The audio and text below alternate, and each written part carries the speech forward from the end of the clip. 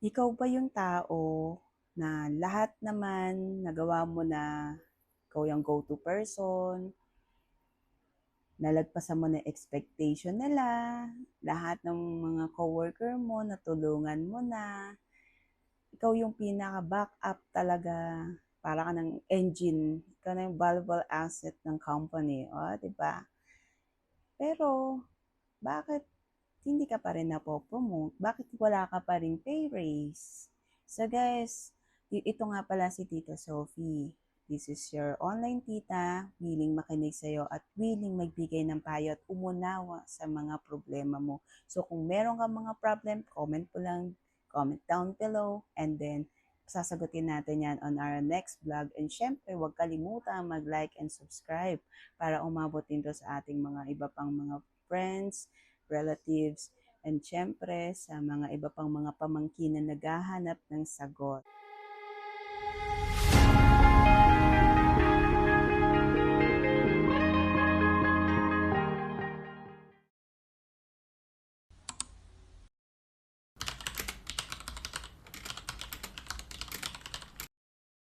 Now, balik tayo sa ating topic. Bakit kinanggalingan mo sa work pero hindi ka pa rin napopromote? Simple lang. Bakit nga ba? Unang-una, pwede nating tanungin ang sarili natin. Alam mo ba yung ikaw yung laging on time? Ikaw yung laging uh, pumapasa ng mga extra work? Ikaw ang laging nag-free OT? O, di ba? Ang dami ng mga ano diyan, dami ng mga relate na relate. Willing ka mag-free OT para lang matulungan si friendship sa work mo. Willing ka mag-free OT para matulungan si supervisor or si manager mo. Willing kang i-exceed yung expectation at ma-deliver yung kailangan para lang matulungan sila. So guys, tulong ka ng tulong. Nagpapasalamat sila. Pero wala talaga yung literal na tangible result sa effort mo. Simple lang. Masyado kang people pleaser, generous, and hindi mo akalain or hindi mo napapansin na may mga kasamahan ka sa work na possible na nag-abuse sa situation, nagte-take advantage sa kindness mo. Diba? Na umaabot sa point na ikaw na yung patatrabahuin nila at sila yung magte-take ng credit ng pinaghirapan mo. Na parang sila yung pagod na pagod pero behind the scenes ikaw pala. Yun. Bukat na ng topic natin, di ba? Ang sakit. Ayun. So, lahat tayo umabot sa ganyang point. At kung isa ka, grabe, idol kita. Di ba? In-exceed mo yung expectation, lahat nasa checklist ka na. Pero may kulang. Alam mo yung kulang? Kailangan mo intindihin yung mag-set ka ng boundary. Sa company, sa isang organisasyon, meron silang mga pamantayan. Meron silang itinatalagang tao para doon. At meron silang sinasabi na expectation, roles and responsibilities na dapat mong gawin. Now, sumusunod ka naman doon. Tita Sophie, sumusunod naman po ako sa roles and responsibilities. Talagang na-accomplish ko siya. Talagang na-deliver ko yung magandang results. So, umabot sa point na mas mabilis na akong matapos. Nandun na tayo. Ito na tayo, iha, pamangkin. Ngayon, ganito gawin mo. Gawin mo lang kung ano yung trabaho mo. Kasi yun lang yun na pag-usapan nyo. Ngayon, pilit ka nilang inuobliga na gawin mo yung task. Kahit hindi dapat. Anong dapat mong gawin? Kailangan mo mag-set ang boundary, kausapin mo sa HR or yung boss mo or yung visor mo.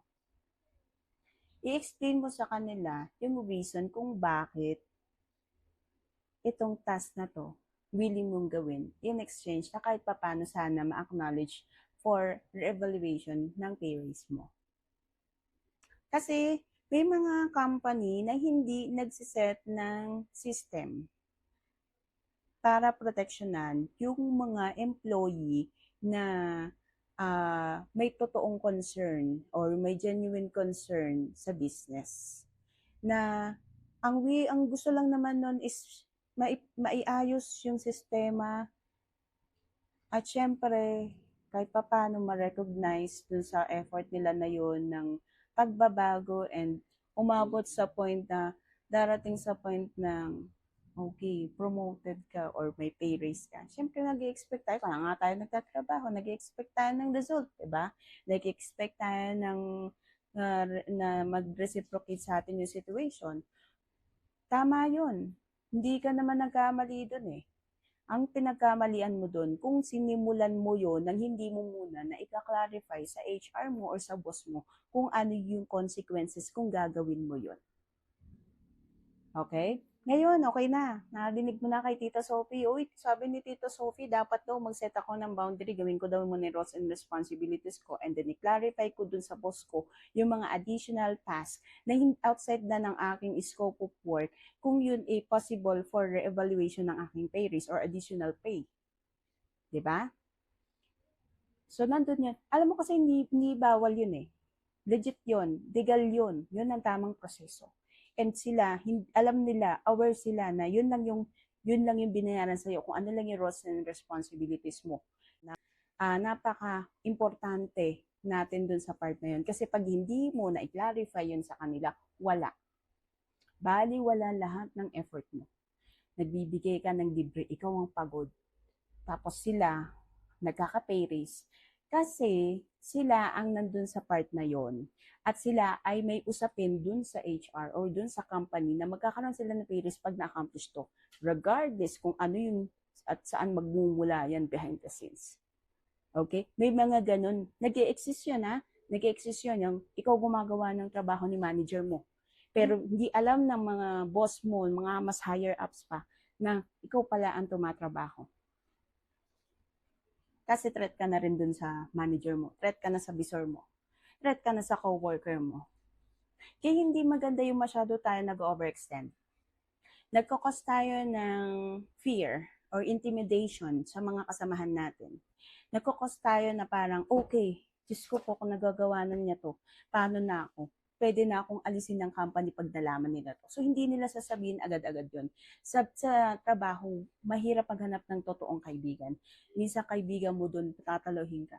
Kaya kailangan nyong maging careful sa mga decisions nyo bago kayo tumulong. Kung tutulong kayo, make sure na free lang yun. Make sure na walang balik yun. Kasi sa trabaho, hindi talaga i-acknowledge yun. Iisipin nila syempre yung kanilang future kesa sa future nyo.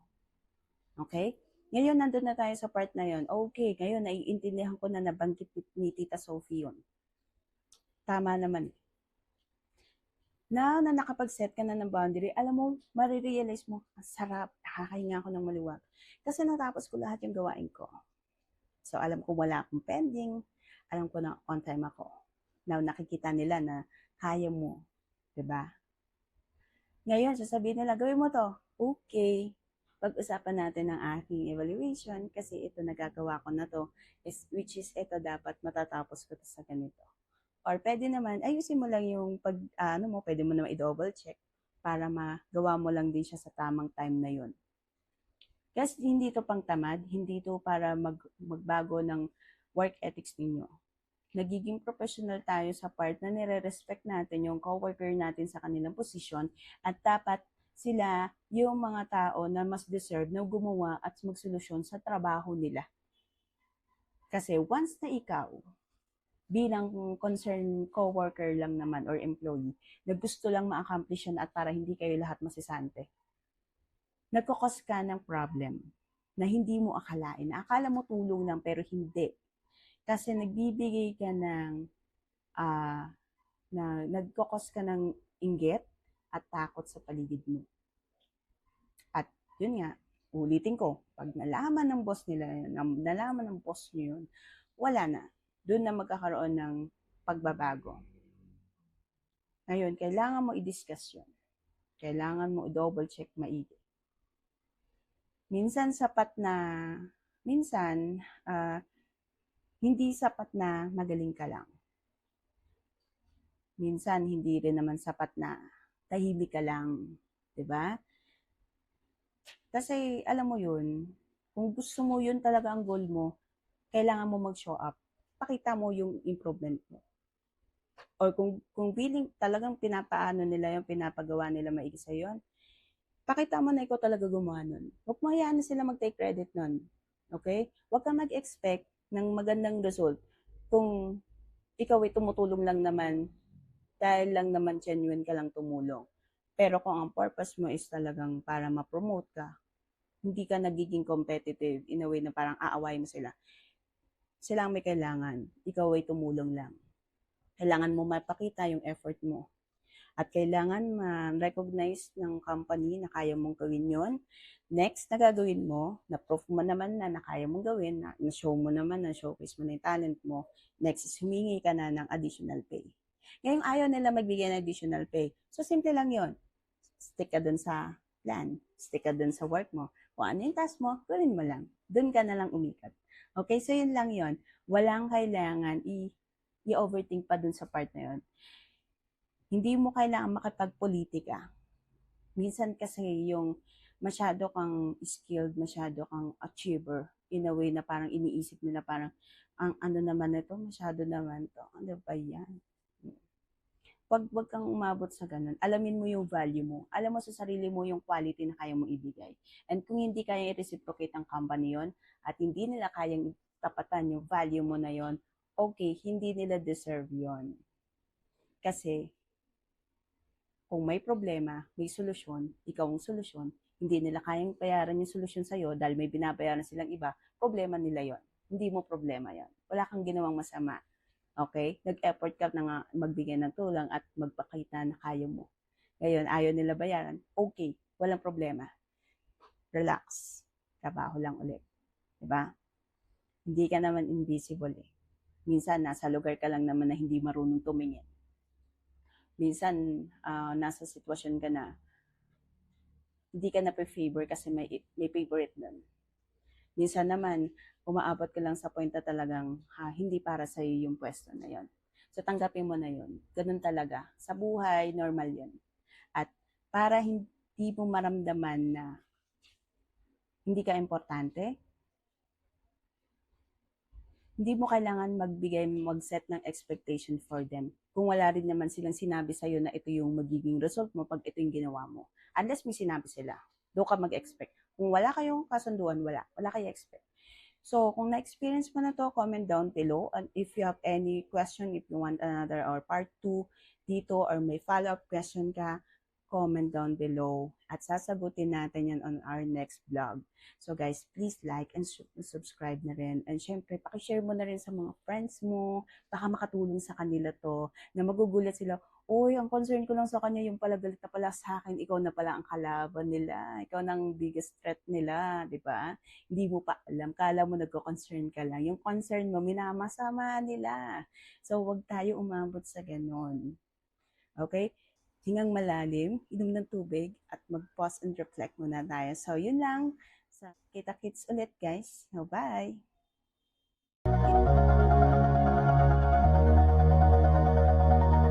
All this time I've been holding on so tight, 'cause all that